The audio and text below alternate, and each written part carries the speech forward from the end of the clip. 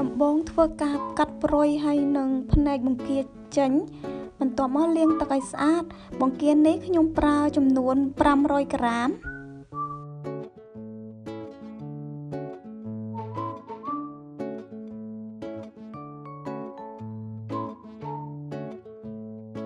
បន្ទាប់មកធ្វើការហាន់ខ្ទឹមសឲ្យស្ដើងចំនួន3កំពឹសជាដំបូងធ្វើការឆាដាក់ខ្ទះឲ្យក្តៅរួចហើយចាក់ប្រេងឆាចូល1ស្លាបព្រាបាយបន្ទាប់មកគឺចាក់ម្ទេស6ទៅ7គ្រាប់ហើយនឹងខ្ទឹមសដែលហាន់ស្ដើងចាក់ចូលឆាប្រហែលជា30វិនាទី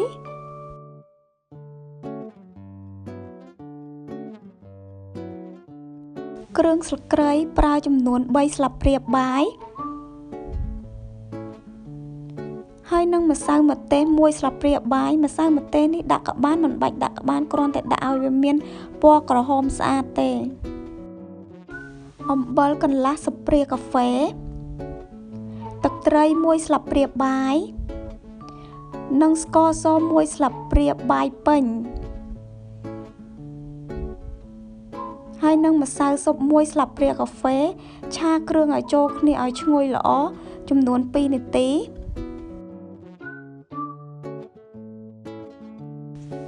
ក្រោយឆាគ្រឿង2នាទីរួចត្រូវចាក់បង្គាចូល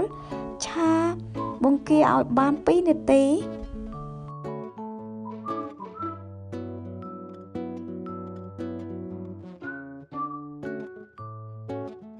ក្រោយឆា2នាទីរួចត្រូវបន្ថយភ្លើងបន្តិចបន្ទាប់មកយកគម្របគ្របទុករយៈពេល5នាទីក្រោយ5នាទីរួចធ្វើការឆាវា5-6ត្រឡប់ទៀតរួចហើយយកគម្របគ្របវាទុករយៈពេល10នាទីទៀត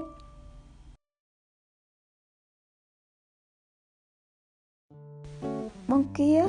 ក្រោយ10នាទីក្រោយមកគឺវាមានទឹកយើងគ្រាន់តែឆាវា5-6ត្រឡប់ទៀតបិទភ្លើងគឺជាការរួចស្រេច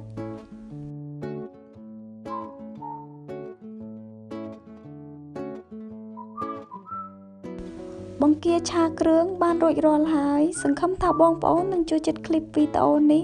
សូមអរគុណសូមជម្រាបលាជួបគ្នានៅคลิปក្រោយទៀតបាយបាយ